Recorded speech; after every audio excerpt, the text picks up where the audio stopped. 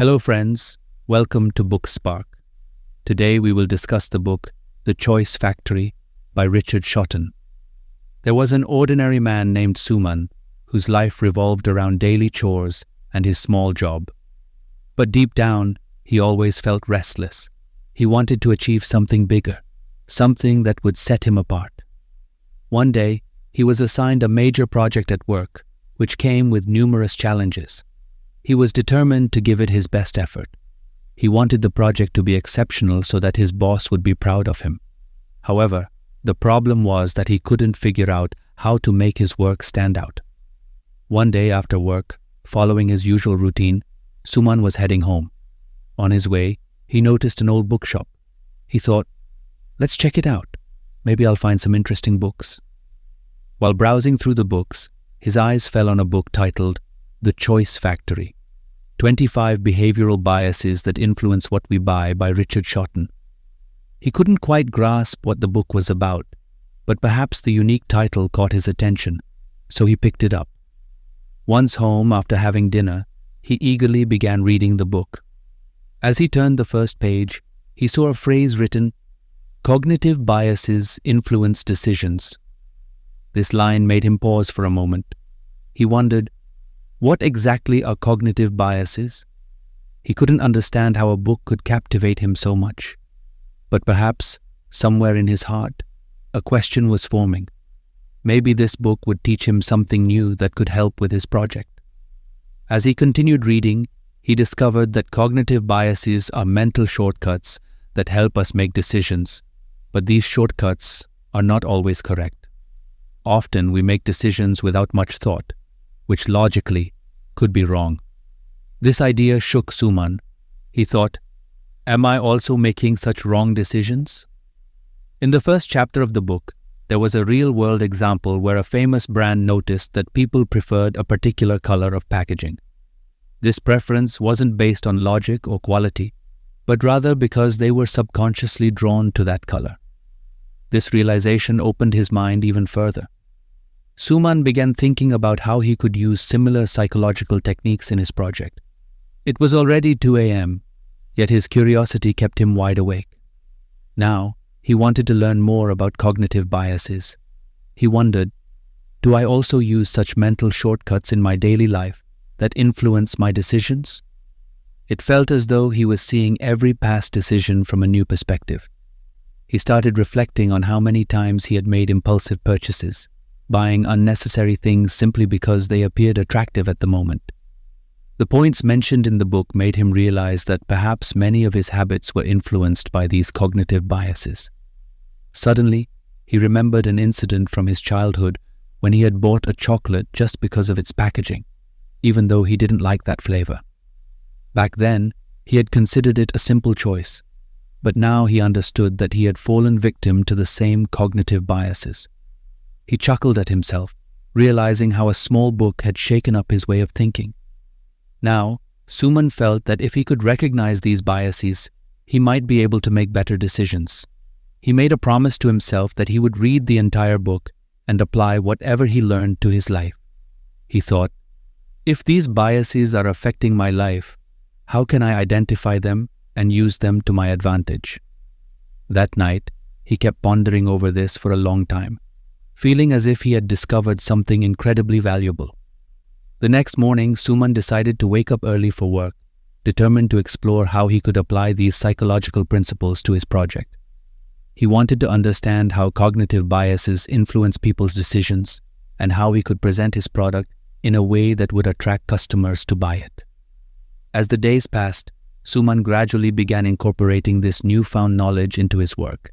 He even discussed these concepts with his team members, who found them incredibly fascinating. The entire team was filled with a renewed sense of enthusiasm, and together they started striving to do something new and unique. Suman was no longer the same as before. He began viewing everything with a fresh perspective. Whenever he was on a bus or train, he would observe people and analyze their behavior to understand how they made decisions. It felt as if his eyes had truly opened. He started reflecting on how powerful books can be, capable of transforming a person's thinking. All he had done was start reading a book, and now it felt like he was embarking on a new journey in his life. Suman was learning a little more each day. He had grasped the first lesson, but more questions began to arise in his mind. He was curious to know what other biases were discussed in the subsequent chapters. Suman continued reading The Choice Factory. The first chapter had already changed his outlook, and now he was eager to see what more the book had in store. In the second chapter, he came across another significant concept: social proof matters. This chapter explained that human behavior is heavily influenced by others. If people adopt something or engage in certain activities, others tend to follow suit. This phenomenon is known as social proof. At first, Suman found this concept a bit confusing, but as he continued reading, things started to become clearer. The book included an example where a brand, instead of solely relying on advertisements, focused on showcasing real customer experiences and testimonials to promote their product. This technique led to a significant boost in sales because people tend to trust others' experiences more than just promotional ads. Suman began thinking about how social proof is evident everywhere. He recalled several instances in his own life where he had made decisions simply because others were doing the same. One particular memory stood out: a time when he ordered food at a restaurant without much thought, just because there were many people lined up there. Gradually, he realized how humans, either consciously or subconsciously, tend to follow others. He thought to himself, if I can leverage social proof in my current project, it might yield great results. But to truly understand how he could do that, he started paying close attention to examples and observing people's behavior around him. In his office, they often had team meetings where Suman would present his project ideas. Now that he had grasped the concept of social proof, he decided to apply it right away. He included a few testimonials from past successful projects in his presentation.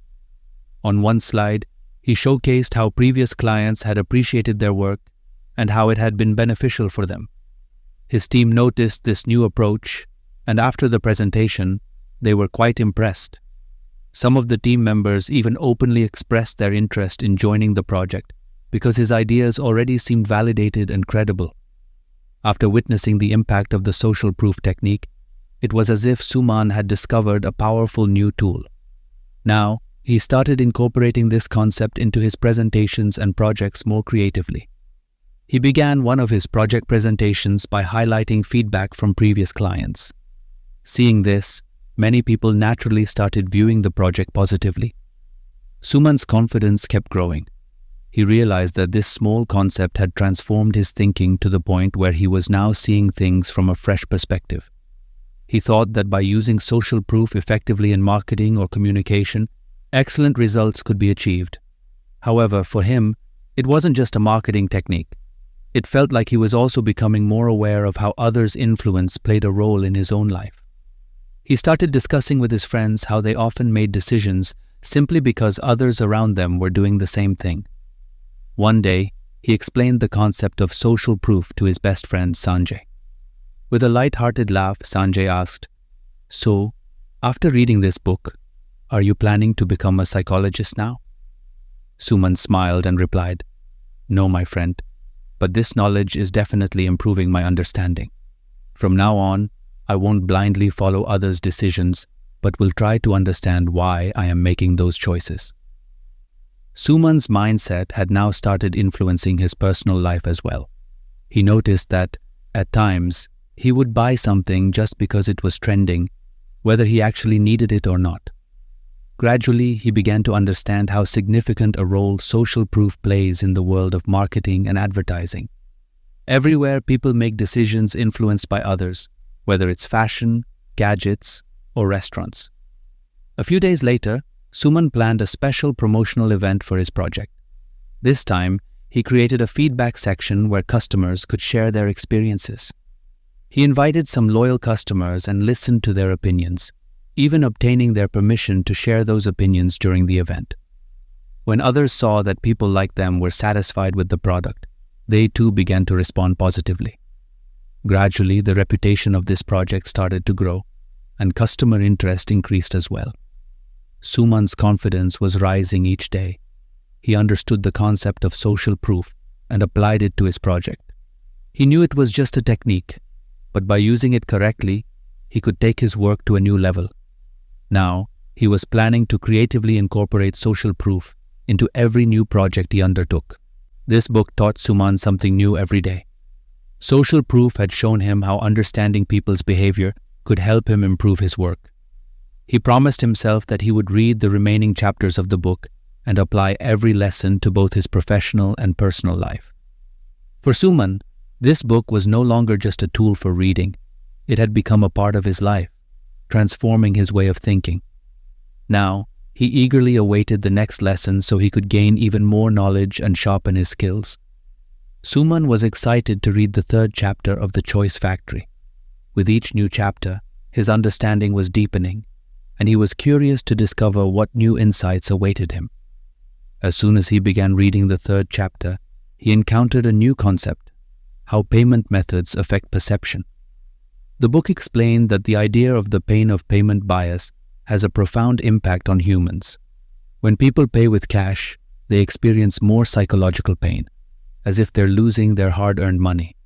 On the other hand, when paying by card or digital wallet, this pain is comparatively less intense. This concept made Suman ponder why this happens. Suman immersed himself deeply into this concept. He reflected on how he, too, often preferred paying by card for small purchases, regardless of whether they fit into his budget or not. He realized that whenever he paid cash for something expensive, he felt a sense of guilt. But this feeling didn't arise when using a card. One day, Suman went to the market with his friend Sanjay. At a shop, he noticed Sanjay buying clothes with a card, even though he had cash on hand. Curious, Suman asked, "Bro, why did you pay with a card when you had cash?"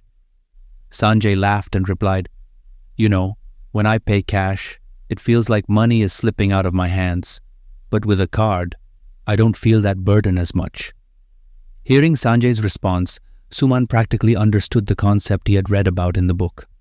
He realized that both he and his friends often unconsciously opted for card payments, especially when spending a large amount.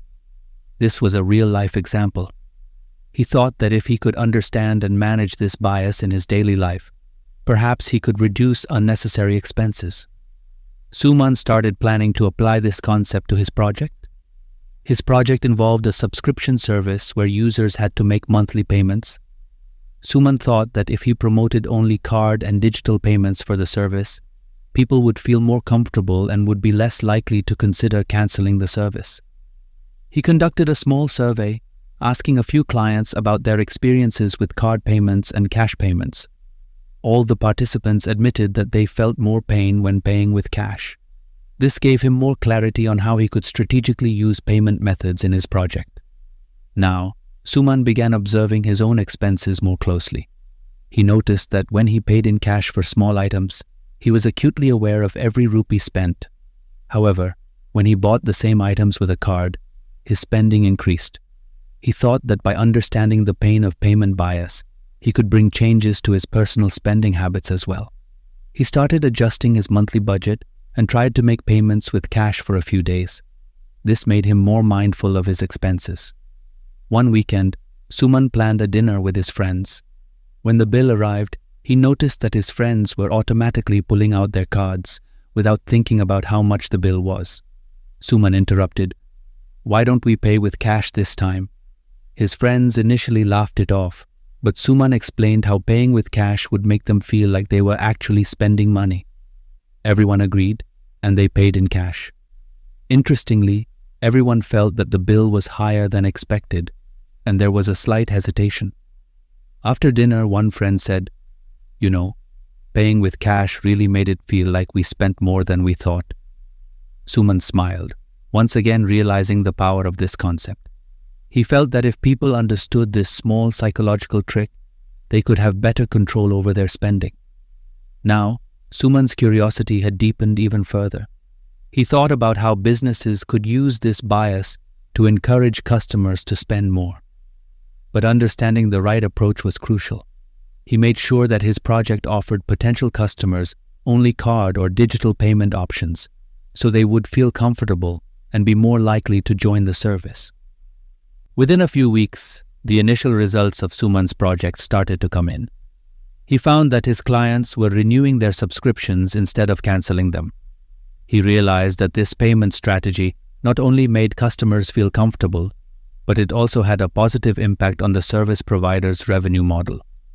Suman's interest in behavioral psychology had grown even deeper. He thought that he wanted to learn more about this concept and recognize the biases behind every decision in his life. He also decided that he would implement these psychological insights as a core strategy in his future projects to make his work even more impactful. The effect of payment methods on perception had not only given his project a new direction, but had also inspired a new approach to spending and saving in his personal life. Suman was now engrossed in reading the next chapter of The Choice Factory. With every new lesson, he was gaining insights that were having a profound impact on his understanding and decisions. The next lesson was titled Context over Personality, which focused on understanding human tendencies. It explained that people often place too much importance on an individual's personality when interpreting behavior, while neglecting the situation or context. This phenomenon is known as the fundamental attribution error. This lesson immediately made Suman reflect. He realized that he had often attributed others' behavior to their nature, but had seldom considered the situation they were in. This realization gave Suman an opportunity to understand the importance of context in both his personal and professional life. One day, his friend Arjun seemed unusually irritable and angry during a meeting. Seeing this, Suman initially thought that maybe Arjun was naturally short-tempered. But then, he remembered the concept of the fundamental attribution error. He thought that perhaps Arjun was going through a difficult situation, which could explain his behavior. Suman decided that he would ask Arjun directly what was going on and what the problem was. After the meeting, Suman called Arjun aside and asked, "Is everything okay? You seemed a bit off today." After a moment of hesitation, Arjun confessed that he was dealing with some personal family issues which were affecting his mood. Suman now understood that Arjun's behavior wasn't due to his personality, but was instead influenced by the context. This incident taught Suman an important lesson. When understanding people's behavior, one must never ignore the context. This made Suman think about his project as well. He decided that he would incorporate context into his study of consumer behavior. He started planning his marketing strategy in a way that took into account the situation or context, rather than solely focusing on personality traits. One weekend, Suman and his friends went on a trip to a hill station.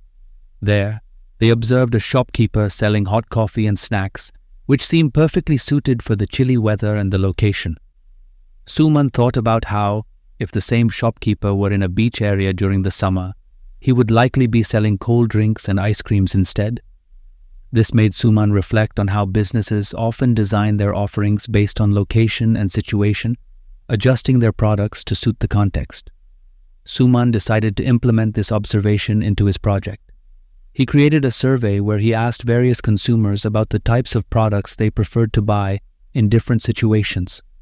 The survey results were surprising. He found that consumers' behavior changed depending on their mood, situation, and environment. Suman added a unique feature to his project, where products and services would be offered based on users' location and time of day.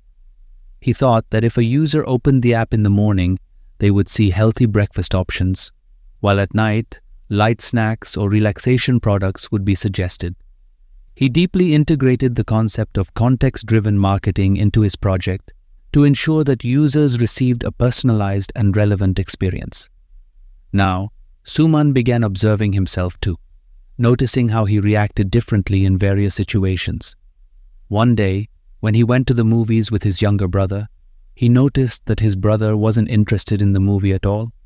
Initially, Suman thought that maybe his brother wasn't interested in films, but then he remembered the concept of fundamental attribution error. He realized that the movie might not have been suited to his brother's age or tastes. After returning home, Suman casually asked her brother what kind of movies he likes. He replied that he is more interested in action and science fiction movies. Suman realized that the reason her brother wasn't interested wasn't due to his personality, but because of the context. The next time they planned to watch a movie, she chose one that matched his preferences, and this time her brother thoroughly enjoyed it. Suman also thought about keeping context in mind when interacting with her friends and family, so she could understand their behavior more accurately. She began to realize that often, by focusing solely on personality, we jump to the wrong conclusions and ignore the person's situation. In her project, she took another step. She created an AI-based recommendation system that analyzes users' past preferences and current context to recommend the most suitable products. The result was that users liked the products more, and overall satisfaction increased. She also shared this lesson with her team members and encouraged them to incorporate context into their work. Suman taught everyone not to ignore people's situations and circumstances when interacting with them, because sometimes a simple misunderstanding can lead to a bigger problem. The concept of context over personality completely changed Suman's way of thinking. Now, he gave importance to the situation and context in every interaction. This lesson not only added a new dimension to his project, but also brought significant changes to his personal life. Suman was now on the next lesson of the Choice Factory, which challenged him to think about ethical marketing practices. The lesson was titled Long-Term Brand Health versus Short-Term Gains, where Schotten explained that marketers should focus on the long-term health of their brand, not just on immediate financial gains. Suman thought about how this lesson would impact his current marketing strategy. Often, businesses measure success by immediate profit, and that becomes their primary goal. However, Schotten argued that when brands focus solely on short-term gains, they make many ethical compromises that can ultimately damage consumer trust. One day, Suman was working on his company's new product marketing strategy.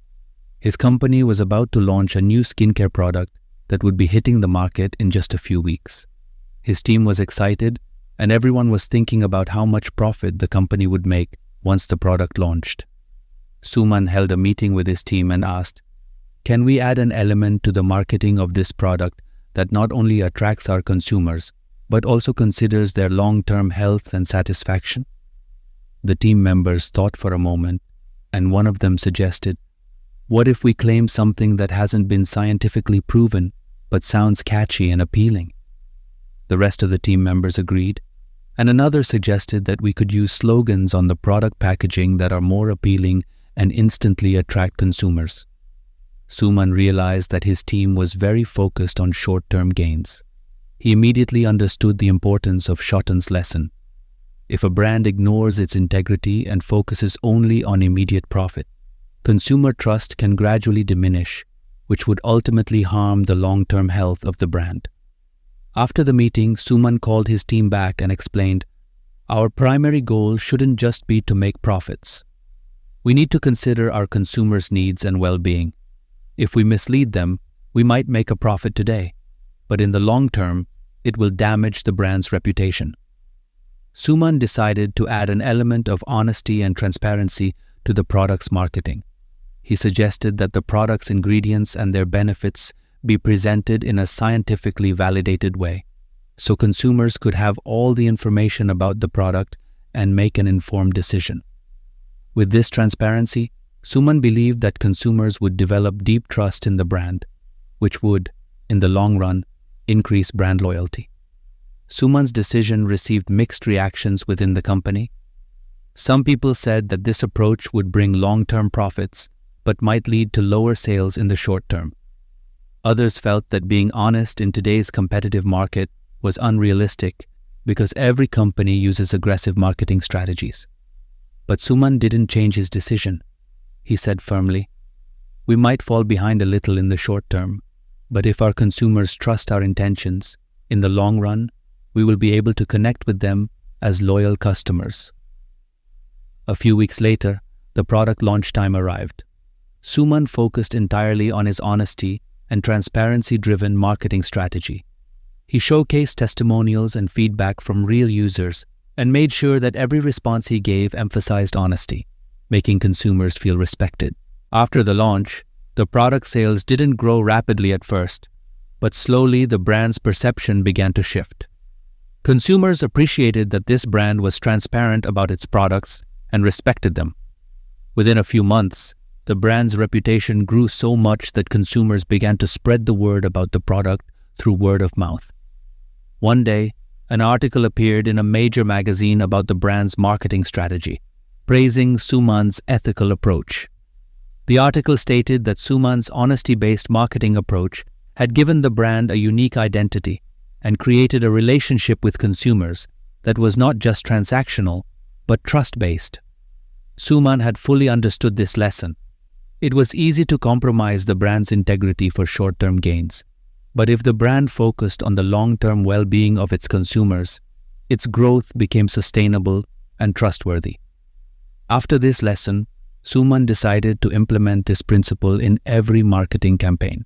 He told his team that they now had a new perspective on consumer satisfaction responsibility, and he was determined that no matter what product they promoted, he would always adhere to honesty and transparency to maintain a loyal and trust-based relationship between the brand and its consumers.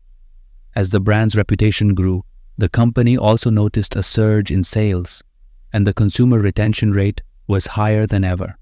Consumers had become loyal to the brand and were eagerly awaiting every new product. Suman's strategy proved that if a brand focuses on long-term goals and considers the interests of its consumers, it can genuinely become a respected and trusted brand. This lesson gave Suman new clarity, and now he would design his brand's strategy accordingly. In Suman's journey, he had changed. Every lesson from the Choice Factory gave him a new perspective on looking at marketing in an ethical and thoughtful way. By now, he had learned many impactful lessons from the book, and each lesson had brought a change in the way he worked and thought. Let's summarize the lessons that completely reshaped his marketing strategy. The first lesson was cognitive bias influences decisions, where Suman learned that people often rely on cognitive biases when making decisions. People don't think rationally. Instead, they use shortcuts of the mind. This taught Suman that in his marketing strategy, he should keep these biases in mind and show empathy toward consumers. He also realized that it's not just about selling the product, but presenting it the right way. In the second lesson, he understood the power of social proof. He realized that people tend to do what they see others doing around them. This made Suman understand the importance of customer testimonials and user-generated content. When people saw others liking the product, it influenced their purchasing decisions. Adopting this lesson, Suman made extensive use of social proof in his campaigns. In the third lesson, he understood payment methods affect perception, which taught him how payment methods influence customer perception. Compared to cash payments, digital payments create less psychological burden for people. Suman promoted cashless methods in his campaigns, making consumers feel more comfortable spending and lessening the pain of making a purchase. The fourth lesson was context over personality, where Suman learned that we often overlook situational factors and attribute decisions to people's personalities. In reality, context or the situation plays a bigger role. This lesson taught Suman to design campaigns considering the context.